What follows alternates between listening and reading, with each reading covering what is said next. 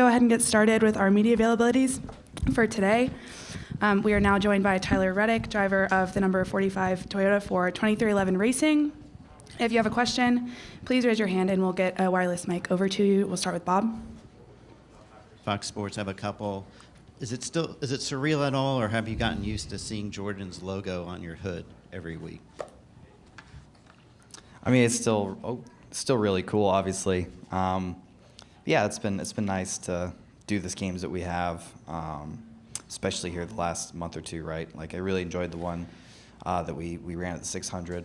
But to be mixing it up like we have and putting it to work like we have been has been really, really cool. So, yeah, this car's really exciting too. I think, doing the aid and all the things around that shoe and the design on their car is really exciting for this weekend. You haven't been to the championship before. Your organization hasn't been there before. So what makes you think that you can make it this year? I think when you look at our speed and the things that we really are good at, our ceiling's there right now, I think. It's just a matter of putting it together on the racetrack and one weekend at a time, right? Obviously, if you do everything right, you can win and get there. But I think, too, the way that we've been scoring points in these playoffs, we've been strong in that front, too. So we have paths. We have two ways we can get there. I'd like to get there the first way so we can really focus on Phoenix. But we have options, I feel like. So obviously, to win races, you got to run up front all day. And if you do that, you're going to score points. So, I think they're kind of hand in hand with one another. And, yeah, we look at Vegas and Homestead and even Martinsville, all three tracks are good tracks. I would say the first two are good for me, right? Martinsville's really good for the team in Toyota and really upped my game when we went there in the spring. So I feel good about the tracks we have up ahead. And then Phoenix, at the end of that race, we were battling Larson and Byron for the win there too. So, I mean, I feel like we're really strong at these last remaining tracks. Zach Sterniolo, NASCAR.com. Tyler, Toyota has 4 of these last 8 positions in this round. I think the conversation a lot of times is Toyota getting outnumbered in a lot of ways, but to have the strength of field here, what does that mean to you, the manufacturer, and the team?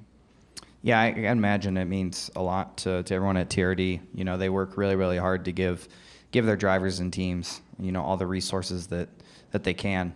They've been very beneficial to me as a driver and certainly the team this year. I'm new to it, my first year with Toyota, and I've just been extremely pleased with what they bring to the table and how they operate.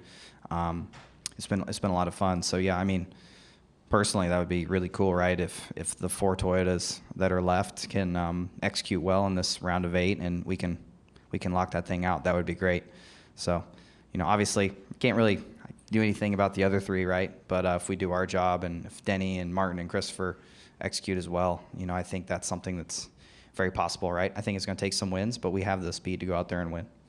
We talked about confidence and mindset going into the Roval, but it feels like that's kind of just permeated throughout the course of the season for you.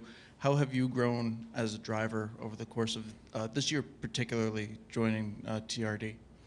Yeah, I still race, I feel like, as hard as I always have, but, it's been nice to have the cars as good as they are to where I can, I guess think twice about taking the really risky choice or making the risky decision on a restart or battling for position. So it's been nice to have that, knowing that, okay, if we can't get them this lap, maybe in 5 laps, maybe on the next restart, maybe at the end of the race, it gives me options as a driver.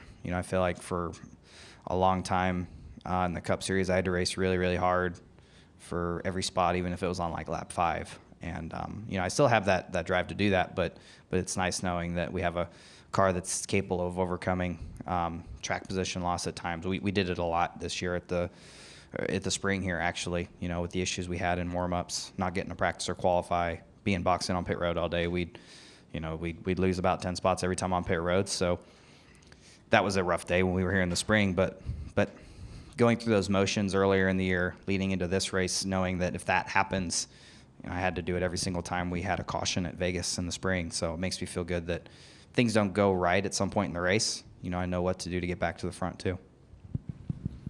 Jeff Gluck. I know you're a big F1 fan. Have you checked out any of the setup they have going on, and do you think you'll come back for the race in November? I've thought about it, but I'm sure, like everyone knows, it's going to be expensive. So we'll see. Maybe if things go really good this year, maybe it'll be like my present to myself. We'll see. I didn't get to see it like you did, obviously. Walking through like the main stretch area. I saw that photo you posted. But yeah, when we landed, we drove right by it, and just the amount of construction is insane. You think about how quick we had to be in and out at Chicago, and how much they've already, dug in and changed the appearance of the strip for this event is pretty wild to see. So yeah, they're going to get some new roads out of it, right? That's cool. But yeah, the traffic, I should have known, right, when we landed it was going to be a little crazier. I'd heard about it from some friends that had grown up here or still live here. So yeah, I'm excited for the event, right? It has been crazy, like you said, to see how much the strip's kind of changed already. Did you get to check out the Sphere last Yeah, night? yeah, I what got was that to. like? That was really cool. I got to go hang out with some good friends. Rick, Sierra Brandt, I've known them for a long time, and got to go hang out with them and see one of my parents, probably one of their favorite bands growing up. I remember when I was a kid, busting into a drawer and finding a bunch of CDs, and there was some U2 CDs in there. So I was very familiar with the band. I listened to them quite a bit when I was younger, and I could only really find my parents' music, and I'd pop it into the CD player. So to see them perform at the Sphere was pretty wild. For those that haven't been, I mean, I'd say you have to go. It's quite the experience.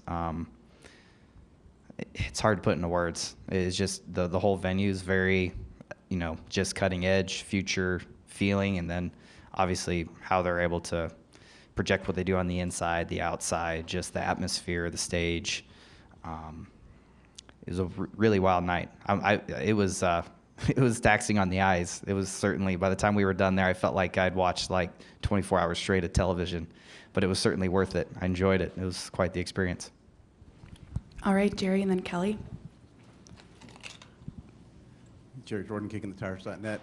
Win the championship, you come back out here, F1 celebrate, I doubt they're going to roll the red carpet out like that, but certainly, I'll find a way to make it happen. I know, it's something that Kurt's talked about, trying to figure something out where all of us could go, and it's just, it's a lot of money, right? I think at that point, I'd almost, if I'm looking at it, right, like you go out to Europe and go to Silverstone and spend a fraction of the price and probably have a better experience, or go somewhere else and see it too. So, yeah, I feel like it's going to be a wild time. But yeah, I guess that's a nice little treat for myself if things go well later this year.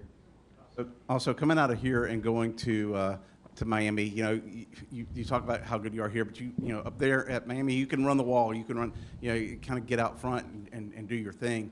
Do you feel like you have a good shot, if whatever happens here at Miami is a good place for you to win because of the way that you like to race that track? I think, all the teams today and this weekend are wanting to win here. Certainly, others may feel like their backup plan is Martinsville or Homestead. I certainly feel like our backup plan, if even if we have a solid day, it'd be nice to win and give yourself some time to focus on Phoenix. So yeah, for me, I am excited about Homestead, but when I look at our speed this year, this one excites me more. As odd as that sounds for me, like I said, my first time on a mile and a half in a Toyota, and with this team was here. We had an up and down day due to circumstances, and we still had a lot of speed. So with all of that, I'm really excited about this one. I know Homestead is one that's been great for me too. But hopefully things go well enough this weekend to where we go into Homestead and we can just worry about having fun. But obviously, someone will get in on points, and we've done a good job of that in the playoffs. So I feel like, this is a good track for me to be able to score points. We scored a lot of points at the beginning of the race at Martinsville in the spring, and I know Homestead's the type of track for me that we can have that ability to score points too. Kelly. Kelly Crandall, Racer.com. Tyler, my question is kind of along those same lines. Does it seem like everybody's maybe overlooking you here and just counting on what you're going to do at Homestead? I mean, it don't matter. We're focused on ourselves, right? Ultimately, that's what we can control. Yeah, we got to go race against these other guys, the other 7 drivers. But, yeah, we just do our deal, kind of like we did at the Roval. I know it would have been, it's so tempting to just go for the race win, but we needed to focus on what was best for ourselves and our team, and that's what we've been doing in the playoffs here. So we just keep it that. Excited to see what we have for speed out of our car in about an hour. Certainly excited to see that. It'll be kind of fun being on track or close to being on track around the same time as the Eclipse too. So, pretty exciting day, honestly.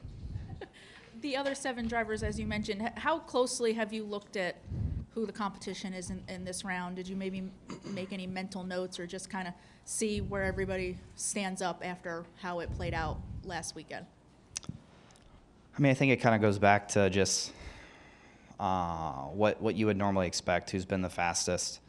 You know, I think throughout the year there's been some change in who's the dominant car and coming, you know, some guys have gotten better, some have fallen off a little bit. But yeah, I mean, when you're in the race, you know, I'd say in this, especially this first race, right, when you get closer to like maybe, you know, more like Homestead and certainly at Martinsville, that's when you start paying attention to the pace of your competition. If you need to do something different, strategy, you implement it. But I think for here, it's just kind of go out and run your race, like, you know, maximize your own day. You know, certainly if you feel like you have a really strong car, you're going to be looking and seeing who else has the strong pace and where they have the speed as well. But, you know, that's just nothing outside the normal that you would do for a 1.5 mile race for us. We're just going to kind of operate like a normal weekend, right? You know, I guess if the opportunity presents itself, right, you'll have to make that tough decision. If there's a caution with, let's say, 5 to go in a stage, do you flip it and give up the track position, or do you take the stage points? I'd say that'd be the only situation where you'd have to make that debate. All right, we'll go to Cole, and then in the back, and then Dustin. Cole Cusimano with the Arizona Republic. Similar to what Kelly asked, actually, how do you feel you stack up to the competition on 1.5 mile track, seeing as we've got 2 in this round of 8? How do we feel we stack up? It's your round of 8 competition. Yeah, I feel like we're really solid on 1.5 miles. You know, it was, we could kind of see it here at Vegas. Bubba was really happy with the handling of his car. Felt like we needed to get a little bit better. And by the time we got back to, you know, the World 600, as I like to call it, yeah, we were extremely good. You know, I felt like, you know, Blaney was pretty solid, but I just needed to get around him. And I wasn't, as funny as it may sound, I wasn't really in a hurry to get around him because I knew we were quite a bit better. And ultimately, at some point in the race, we got damaged. Our floor got destroyed on the car, and we lost a lot of downforce, and that's why we ended up finishing 5th, 6th. But when things are right and we do our homework and the car is dialed in setup-wise, when we've been at these tracks, you know, I felt that way about Texas. At Kansas, we were pretty good. Denny was a little better there for sure. But when we've had to dial it in at these 1.5 miles, it's been really, really solid. So looking at the competition in this moment, approaching a weekend, you're just focused on your car and your team. I'd say, you know, when practice is all said and done, you know, if you're looking at, you know, who's better where, I'd say you're looking at it a little bit just to think about tomorrow's race, but you're not, you know, trying to completely hone in on 1 or 2 teams or drivers at this point. And obviously, you have the win at Kansas, but you're also the only driver to lead laps in every 1.5 mile race this season. What is it about these style of tracks and this package that kind of, I guess, suits your style? Yeah, I mean, I feel like since day one for me in NASCAR racing, I don't know if it's just because you don't use the brakes a whole lot, but yeah, you know, being the dirt racer that I was, you don't really use, I mean, you use the brake to set the car, you know, so short tracks and road courses were certainly not my thing. So, I mean, naturally suiting just my driving style, the 1.5 miles were great for me from day one. So that in itself helps a lot. And then, you know, last year had good speed on these tracks, could contend, and then that's just continued into this year with this team. So, yeah, when we come to these tracks, I'm always very excited because you have lots of lanes to choose from. You know, you can run the bottom, you can run the middle, you can run the top, you can split the seams. You know, when you get up in the top 5 especially, it's kind of a guessing game, a chess match, if you will, trying to just predict where the car head is going to go and chasing that clean air so you can keep your momentum up. So it's really fun when we come to these tracks because especially this one in particular, you know, if the top gets rolling, you can make speed in the middle or the bottom. You have to be versatile, and I feel like that's something our team does really well. It did well at Charlotte, did well at Kansas, and other tracks. We can move around and still have a lot of speed. Brian Twining, Betts Hertz Media Group. I'm not sure if the drivers or the teams look at race odds, but do you feel any added pressure knowing or just kind of anticipating that you're always amongst one of the favorites week in and week out now that you guys have kind of heightened the expectations for your successes so far in 2023? I mean, I'm only aware of it if you know, when I'm going through social media, I see it pop up. You know, outside of that, I wouldn't say it really affects the mindset, right, of us as drivers. You know, I guess if anything, it's a nice little, maybe it's a confidence booster if you are the favorite going into the weekend for you and your team. But yeah, typically, you know, if we're going somewhere and we feel good about it, it seems like we're up there on the odds, I guess. But yeah, you know, we've been doing a lot of things right. It's just a matter of putting it all together for us. And I feel like we've been doing a good job of that this year. So excited to see how this race goes. All right, and then we're going to finish up with one final question from Dustin. Dustin Long, NBC Sports. Tyler, this summer, you guys talked about not having the execution and not being able to put races together consistently, which in one sense you don't necessarily have to do in the playoffs, but it helps build that momentum. Other than saying, hey, let's not make mistakes, what is it that's changed in that sense, or how are you guys avoiding the pitfalls that were slowing you down in the summer now? That's a good question. I think, you know, when you look back at the summer, you know, we'd won, and we were locked in, right? But we were wanting to chase those regular season points and get some playoff points from that. But I guess in the middle of the summer, you have this sense of like, you know, obviously I feel like we had a sense of urgency to correct those issues, but we knew we had time till the playoffs started, till Darlington, to resolve those issues, and it just seemed like, you know, as the clock was running out, you know, every time we would have a critical mistake, it hurt more. But it just seemed like when the playoffs came, everyone just was ready and was locked in, and we've been doing a really good job ever since. You know, it's like we were running out of time, and just right as we got in the heat of this thing, we pulled it together. So obviously it would have been good to correct it earlier, but hey, I'll take it, right? You know, the playoffs came around, we locked in. You know, those first two races obviously were really strong for us. And even though Texas and Talladega didn't go great, I feel like those were days where, you know, a lot of things could have went worse, and we did a good job of managing the issues that we had. So it feels like, you know, it was definitely tough to have those races slip away in the summer, but we certainly learned from all those mistakes along the way, and I feel like we're operating